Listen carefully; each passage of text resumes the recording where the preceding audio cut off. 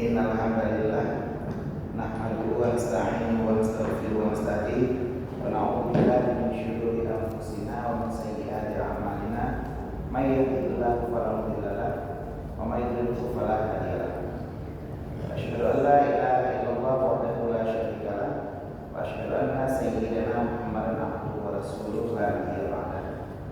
Puji syukur mari sama-sama kita panjatkan kepada Allah Subhanahu wa taala, di mana pada malam ini Allah masih mengizinkan kita berjumpa bertatap muka bersama dalam pengajian kitab Taqwatul Akhlaq. Shalawat bagi salam mari selalu kita sajikan kepada Nabi Muhammad sallallahu alaihi wasallam, yang mana sampai hari ini kita masih setia mengaji dan mengaji hadis-hadis dari beliau yang bercerita tentang banyak hal. Dan malam ini kita akan bercerita tentang kejadian-kejadian yang terjadi saat melintas di setiap Shiratal Mustaqim. Sebelumnya mohon maaf kepada para Abu Abi dan Umi Bantu yang sudah menunggu dari selesai sholat maghrib agak terlambat karena kebetulan ada beberapa musibah orang meninggal dekat rumah, karena memang dia punya komplek langsung meninggal, yaitu Pak Madani punya komplek Andre Madani meninggal. Terus ada di sini juga di Mangdudu, karena saya dulu juga ada yang meninggal juga di Masjid Mangdudu, Pak. Jadi agak terhambat perjalanan, mohon maaf sebelumnya. Mudah-mudahan tidak mengurangi waktu kita untuk mengkaji kitab Al-Quran seperti biasa. Banyak orang-orang di sekitar kita yang sudah sampai pada gilirannya. Saya sendiri hari ini berarti orang-orang yang saya kenal ada sekitar 4 orang yang meninggal hari ini saja.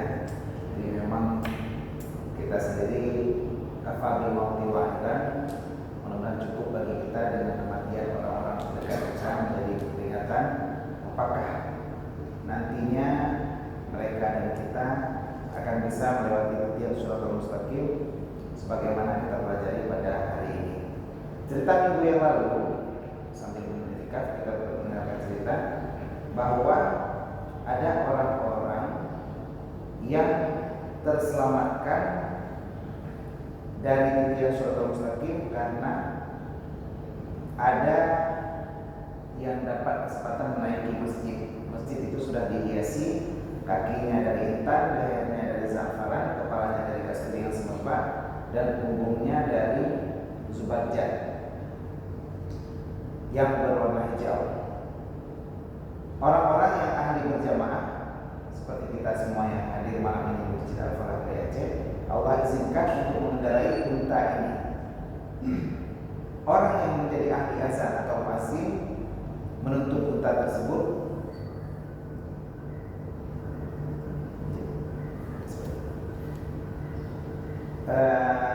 dan para imam mereka lah yang mengiringi jalannya unta tersebut. Maka saat itu ketika mereka berlalu di padang kiamat,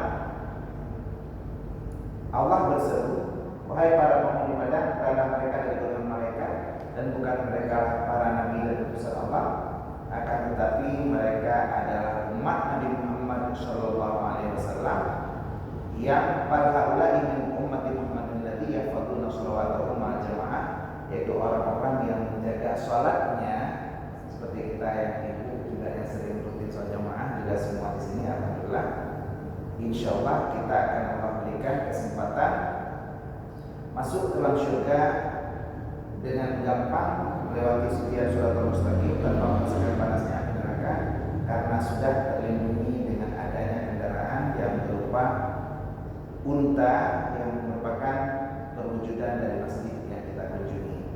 Dan ini pun salah satu dari yang cerita sebelumnya, yaitu orang yang diselamatkan di hari kiamat apabila pertama cinta kepada ulama, atau pernah duduk bersama ulama, atau pernah duduk di suatu tempat yang pernah diduduki ulama, atau minimal cinta dengan seseorang yang cinta pada ulama pada sebelumnya. Baik, kita masuki pengajian hari ini.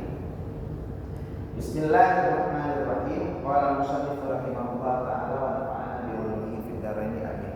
Telah berkatalah pengarang dan semoga semua kita yang hadir pada malam ini Allah berikan manfaat dari dunia pengarang baik dunia maupun akhirat. Amin amin ya rabbal alamin. Wa yuqalu, dan dikatakan dan diceritakan dan diriwayatkan, Inna Allah Ta'ala khalaqal malakat, sesungguhnya Allah Subhanahu wa Ta'ala menciptakan seorang malaikat, yuqalu lahu Dardail, yang dipanggil, yang disebut, yang dinamakan Dardail. Jadi malaikat yang biasa kita kenal Jibril, Mikail, Israfil, Israil, Rakib, Atid, Munkar, Nakir, Malik, Ridwan, dan Malik, Isabaniyah. Itu 10 malaikat yang wajib kita kenal. Tapi kemarin di bab 3 kita sudah kenal ada malaikat yang namanya Rumman, malaikat Rumman, malaikat yang masuk ke kuburan kita sebelum Munkar dan Nakir masuk. Malam ini kita berkenalan kembali dengan salah seorang tokoh penting yang bernama malaikat Dardail. Siapa malaikat ini? Lahu janahani, baginya malaikat ada 2 sayap. Jadi di punggungnya itu ada 2 sayap. Janahun bil maghribi, 1 sayap berada di sebelah barat. Sebelah barat satu sayapnya terbuat min yaqutatin hamra'in, terbuat daripada yakut, permata yang merah, hamra'in merah. Jadi satu sayapnya terbuat dari permata, bayangkan sayap itu berkilauan dan bersinar karena terbuat dari yakutah hamra, terbuat dari permata yang berwarna merah. Wajanahun bil masyriqi, dan satu sayap berada di sebelah timur, min subarjadatin khadratin, terbuat daripada subarjad yang berwarna hijau. Jadi sayapnya berbeda warna, satu warna merah, satu warna hijau.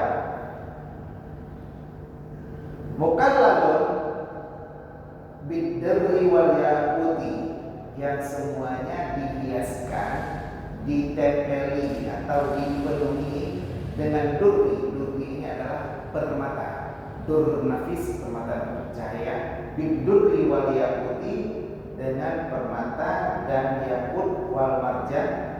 Permata ini durri juga bisa diartikan dengan intan, durri wal yakut wal marjan, dengan permata dan yakut dan intan.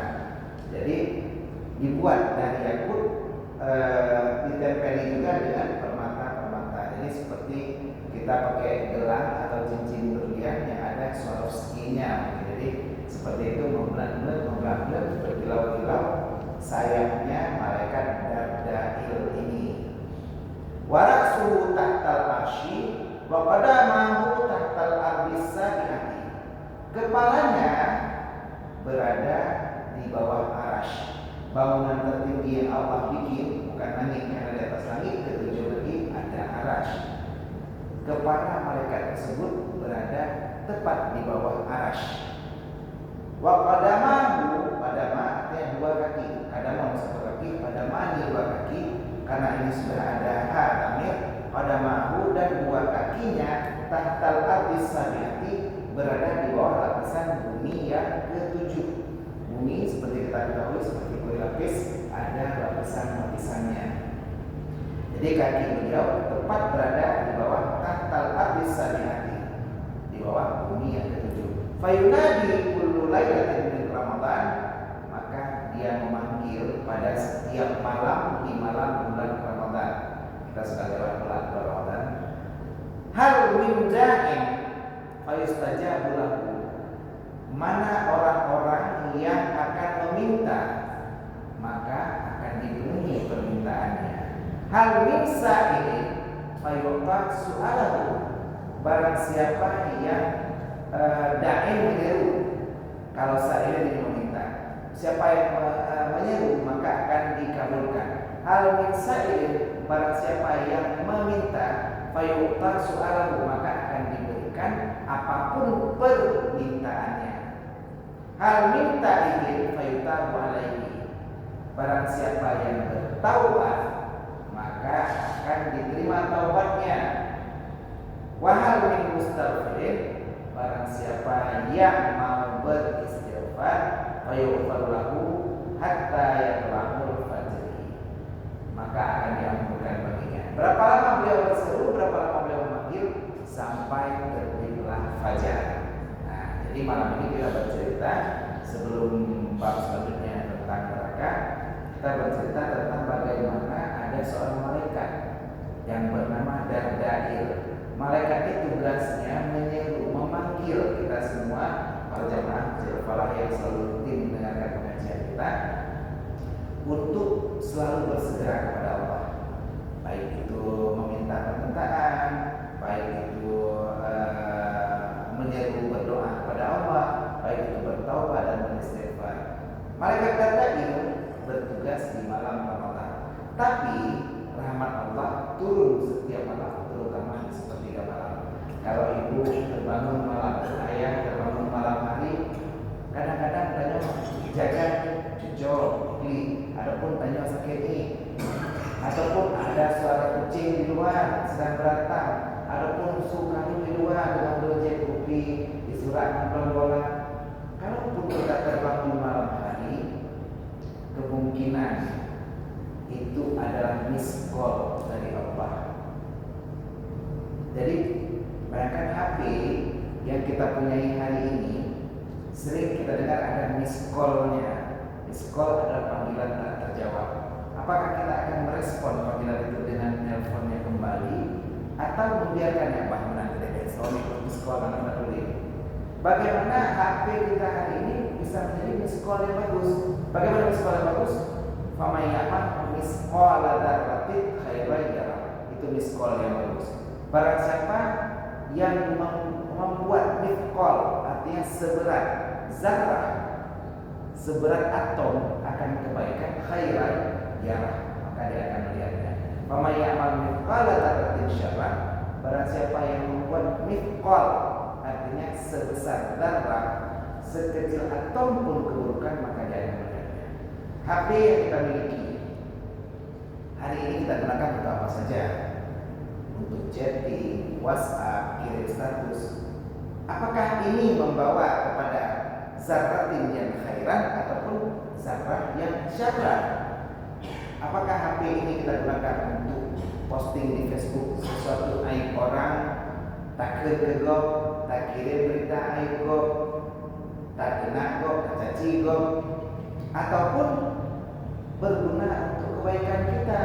Ada Al-Qur'annya, ada ayat-ayatnya, ada ya seperti ini, ada kitabnya, ada Yasin Fadilahnya. Saya biasa baca Yasin Fadilah di sini aplikasinya. Jadi cukup baca Yasin Fadilah di sini saja. Lumayan, jadi HP ada Yasin Fadilahnya, bisa mengabulkan doa-doa kita. Lumayan apabila ada keinginan, kebetulan juga masih ada banyak hajat, saya insya Allah sekarang rutin bacanya di HP. Karena di HP cahayanya bisa disesuaikan, walaupun baca di gelap, tak perlu di lampu, kita tetap bisa baca. Dibayangkan HP ini menjadi miss call ya kebaikan, termasuk alarm untuk kita bangun sholat tahajud. Kalau kita tidak terbangun dengan HP, kapanpun Allah bangunkan kita, artinya Allah sudah rindu kepada kita. Allah ingin kita berdoa, Allah ingin dipanggil, Allah ingin ditelepon, Allah ingin kita berbincang-bincang, curhat, bercerita. Allah senang sekali kalau kita mau bangun malam dan bercerita kepada Allah. Kita bercerita keluh kesah kita. Ya Allah, hari ini saya begini. Saya dengan pasangan saya begini, dengan anak saya begini, dengan tetangga saya begini. Kita curhat sama Allah. Allah lah yang maha mendengar curhat kita. Allah senang sekali. Hal mindakin faistajabul. Kalau kamu mau berdoa, dikabulkan. Hal min sa'ilin fayu'talahu su'alahu. Kalau kamu mau minta, aku akan berikan permintaanmu. Hal min taibin fayu'talahu alaih. Kalau kamu mau bertobat, ya Allah, tadi salah karena aku sudah berbuat kejahatan ini, maka Allah akan terima taubatnya. Wahal min mustaghfirin, kalau kamu mau beristighfar, fayustaghfar lahu, maka akan diampunkan. Apalagi saat itu adalah saat sahur. Saat sepertiga malam mendekati sahur adalah saat yang paling bagus. Allah akan ampunkan dosa-dosa kita. Wabil ashari hum yastaghfirun. Dan pada saat sahur mereka beristighfar kepada Allah. Mulai malam ini rubah pola tidur kita, rubah pola hidup kita. Setiap malam setelah sholat isya, beberek belum beres, jangan lama tidur terus. Maksimal jam 10 malam sudah tidur. Mau matikan HP, mau silent, paling telat jam 10 sudah tidur. Kalau bisa jam 9 jam 8 kita isyarat. Jam 9 kita beres bedung, istirahat tidur. Insya Allah jam 2 jam 3 pasti terbangun. Kenapa? Karena tidur kita sudah cukup. Paling telat jam 3 setengah 4 kita terbangun. Saat terbangun walaupun sakit nih, walaupun gugup, walaupun sinju yang beradaptasi, pasti kita terbangun. Saat terbangun, lalu itu sudah putus tali syaitan yang pertama saat kita terbangun. Langsung baca doanya, Alhamdulillahilladzi ahyana ba'dama amatana wa ilaihi nusyur. Setelah kita membaca doa tersebut, insyaallah kehadiran siangnya. Setelah itu langsung ambil wudu. Paksakan diri setelah mau buang air kecil, buang air besar, duduk, silakan wudu. Setelah ambil wudu, langsung badan kita ringan. Setelah itu upayakan minimal 2 rakaat untuk sholat tahajud minimal. Setelah sholat tahajud, kalau sanggup boleh kita lakukan sholat sunat taubat. Ya Allah, nanti ampunkan dosa-dosaku, minta maaf kepada Allah, menangis dalam sholat kita, minta ampun atas segala kesalahan-kesalahan kita. Setelah sholat taubat boleh kita. Setelah sholat taubat boleh kita tambah lagi dengan sholat apa? Boleh sholat sunat istikharah. Sholat sunat istikharah itu apa? Bagaimana agar besok kita tahu langkah apa hari ini. Kumplis beliau buka warung mie pangsit gitu, masih 10 di Jalan Pasir. Beliau selama ini jualan biasa. Lalu setelah sholat istikharah muncul ide-ide brilian, muncul ke pemikiran besoknya, untuk bisnis ini berjalan lebih bagus, maka saya akan gunakan strategi promosi ini, saya akan gunakan cara ini. Akan muncul ide-ide yang bagus bagaimana kita mendapatkan harta yang halal demi bersedekah, memberikan nafkah kepada anak-anak istri kita. Kalau kita sholat sunnah istikharah minimal 2 rakaat. Setelah sholat sunnah istikharah, sholat sunnah apa yang saya kita lakukan? Kita boleh lakukan sholat sunnah hajat. Dalam sholat sunnah hajat, disitulah kita minta, ya Allah, lumna hajat. Saya kepengen anak saya dapat kerja. Saya kepengen menantu saya bisa punya keturunan lagi. Misalnya. Saya kepengen cucu saya bisa sekolah lagi tetap muka, BSB, B. Ada keinginan-keinginan kita yang kita ceritakan, yang kita curhatkan pada Allah di sepertiga malam kita. Kita mau usaha kita jalan, kita mau kita lebih banyak uang lagi, mintakan sama Allah. Insya Allah mulai malam ini berubah pemikiran kita. Setelah itu kita boleh tutup dengan istighfar. Wabil ashari hum yastaghfirun.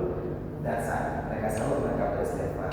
Setelah kita beristighfar, kalau kita mengantuk boleh tertidur sebentar sambil menunggu azan subuh. Ketika azan subuh berkumandang, langsung berangkat ke masjid, sholat sunnah fajar. Rakaatul fajr khairun min dunya wa ma fiha. Baru setelah itu kita melakukan sholat subuh berjamaah. Jadi insyaallah kalau kita rutin seperti ini, dari luar fajarnya khairun min dunya wa ma fiha, lebih bagus daripada dunia dan seisinya. Jadi sudah luar biasa amalan kita. Besok itu lagi, siang boleh kerja sampai jam berapapun, malam jangan tidur lebih telat daripada jam 10 malam. Tetap tidur jam 10, ngantuk tak tidur. Insya Allah Allah bangunkan kita minimal jam 2 setengah 3 bisa bangun. Kalau kira-kira nggak bangun, setelah alarm di HP, jadikan HP kita miss call yang bagus. Miss call ada tertib khairan, kira, sama yang mau miss call. Barang siapa membawakan call ada tertib siapa, kira. Kurang lebih kita sudah sampai di akhir bab ke-33 tentang mengatakan shiratal mustaqim. Insyaallah setelah ini kita akan membaca bab 34 dan menyatakan neraka. Nah, sebelum kita lanjut ke bab seterusnya, adakah pertanyaan yang mau ditanyakan sambil mungkin ya ini dari pemerintah komit.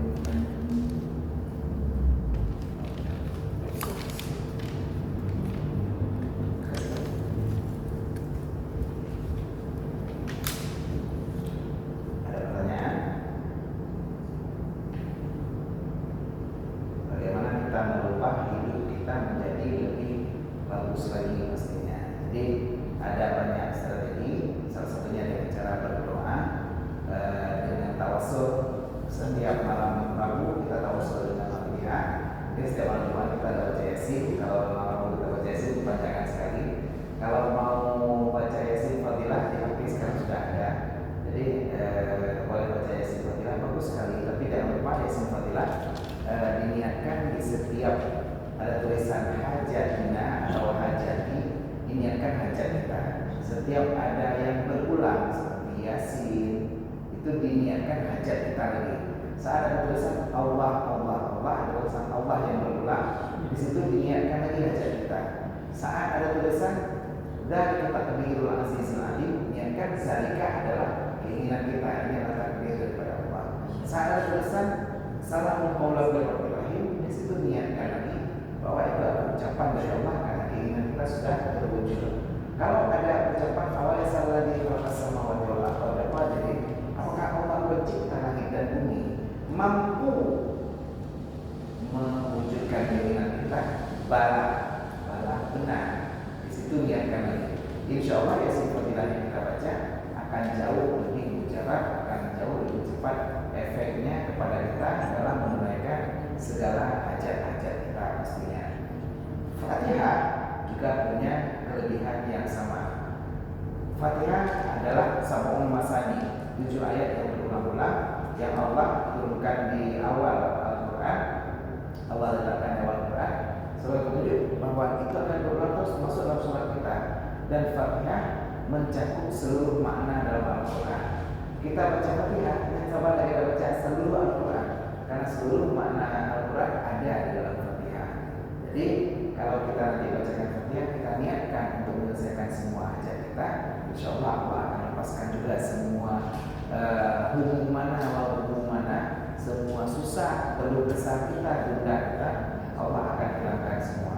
Apa lagi solusi daripada yang kita berikan bagi selesainya permasalahan kehidupan kita? Sedekah. Jadi sedekah juga mempunyai efek yang sangat luar biasa bagi kehidupan kita. Bagaimana saya terinspirasi daripada Muklis, seorang pengusaha muda yang rutin sekali bersedekah, dan insya Allah nanti di akhir pengajian kita juga ada sedekah juga.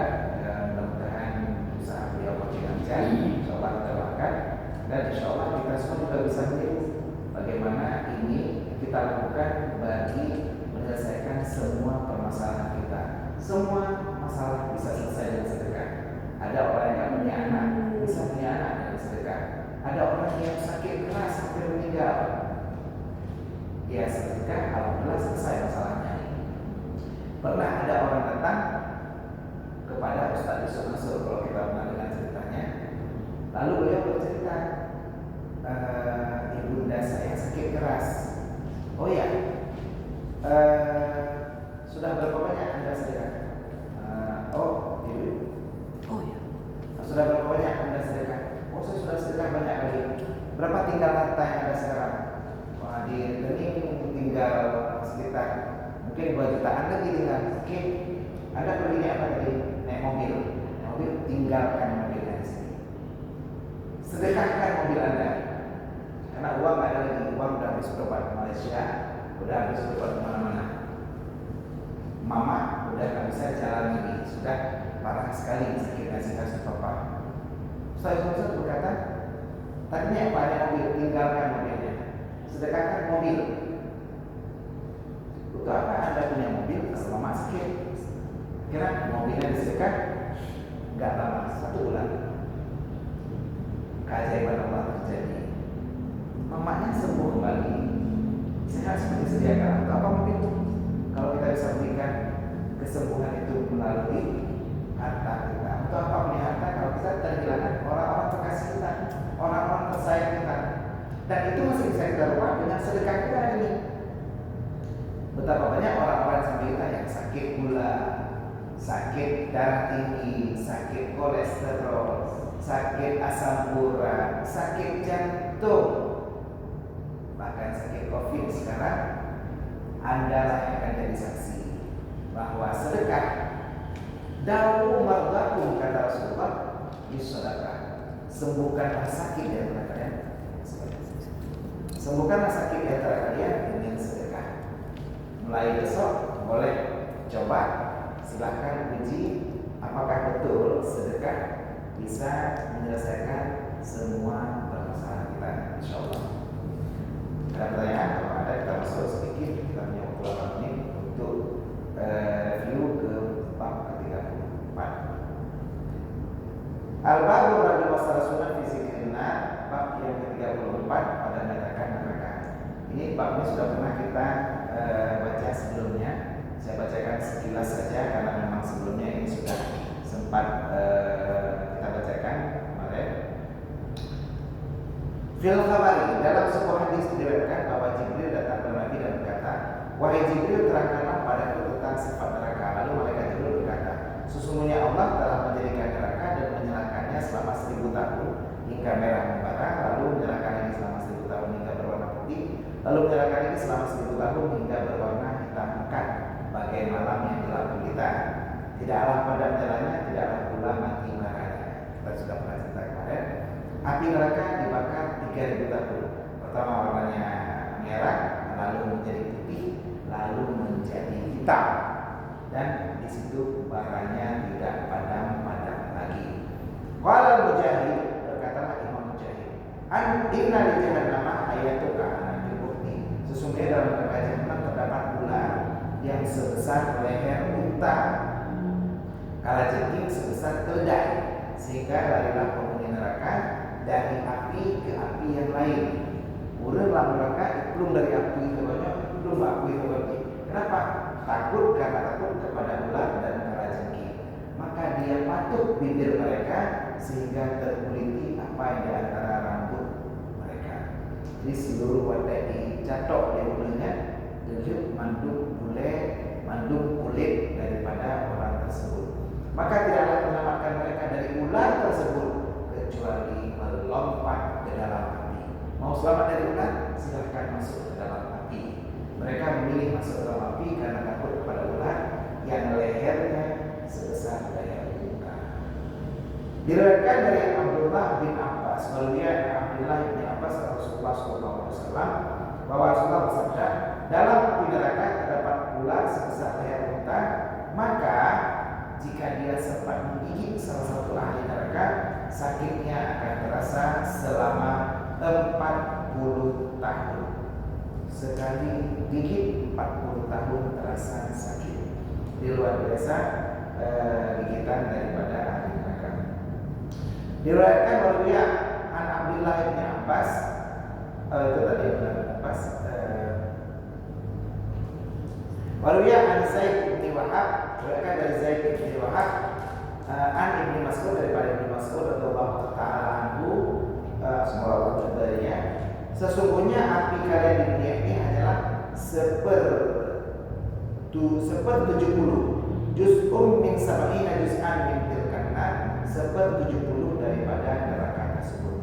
Laula annaha, seandainya api tersebut tidak dimasukkan ke dalam lautan 2 kali, maka tidaklah bermanfaat bagi kalian sedikit pun. Jadi Imam Mujahid berkata, kalau itu inna narakum hazihi tata'awazu min nari jahannam. Sesungguhnya api kamu hari ini setiap hari memohon perlindungan kepada Allah daripada api neraka jahanam. Tapi dia kompor akui kita hari ini, dia sendiri takut kepada api neraka jahanam. Nah, ini cerita kita kemarin, saya bacakan kembali. Diriwayatkan bahwa Allah memerintahkan Jibril untuk mengambil api kepada malaikat Malik. Maka datanglah malaikat Jibril kepada Nabi Adam dengan membawa api hingga nantinya dia bisa memasak makanan. Wahai Jibril, berapakah api yang kau butuhkan? Kata malaikat Malik. Dia datangkan pada Jibril.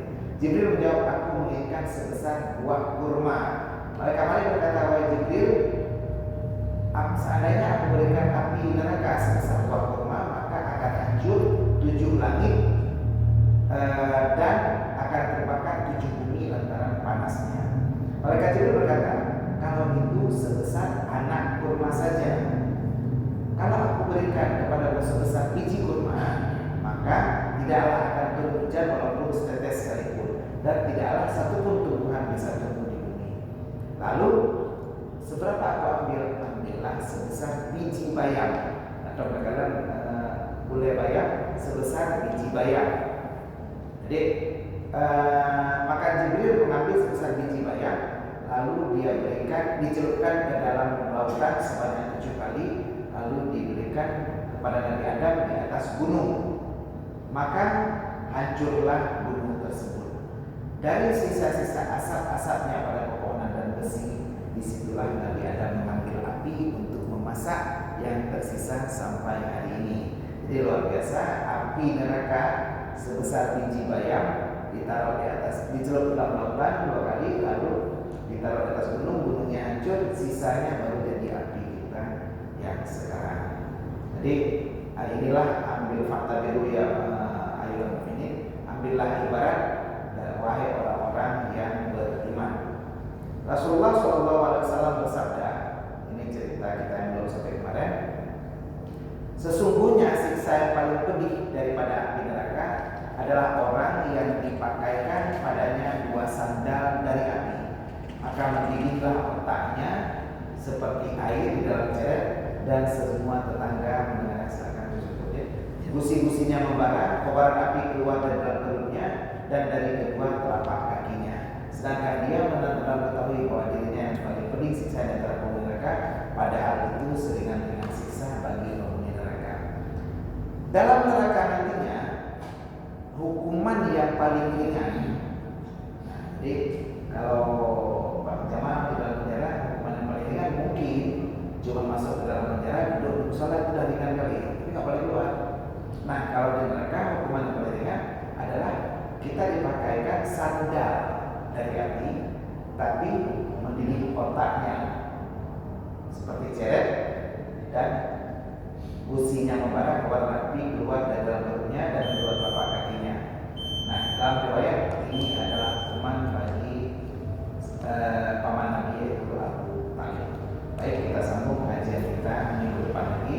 Mudah-mudahan neraka ini menjadi peringatan bagi kita agar Allah jauhkan kita dari neraka.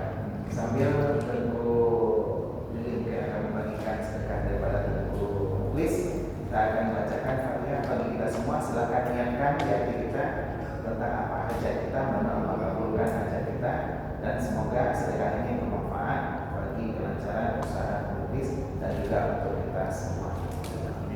Ila hadratin Nabi Mustafa Rasulullah sallallahu alaihi wasallam wa ala abaina wa ummatina ala jami'in fi masjidina hadza khususan bila saya wasbina bin bin qabl mana bin Muhammad Syam bin Daud bin Ahmad bin Abdullah Syekh bin Bashar Usman bin Sarum Sulaiman bin Ahmad Johan Jauh bin Ishaq Haji Zainal bin Hanafiah Ramlah bin Yusra bin Yusuf, Rosmaini bin Ismail, Sabiyah bin Amin, Islam bin Hanafiah, wa anta a'lamu bi hajatina wa nasalina ya rabbal alamin, bi hajatina ya Allah, bi barakati Fatihah, bi hajatina ya Allah, wa anta a'lamu bi hajatina ya Allah ya rabbal alamin, bi hajatina ya Allah ya rabbal alamin, ala hazini ya rabbul niyyati salihah, ajma'in al-Fatihah, wa rahmatullah. Wa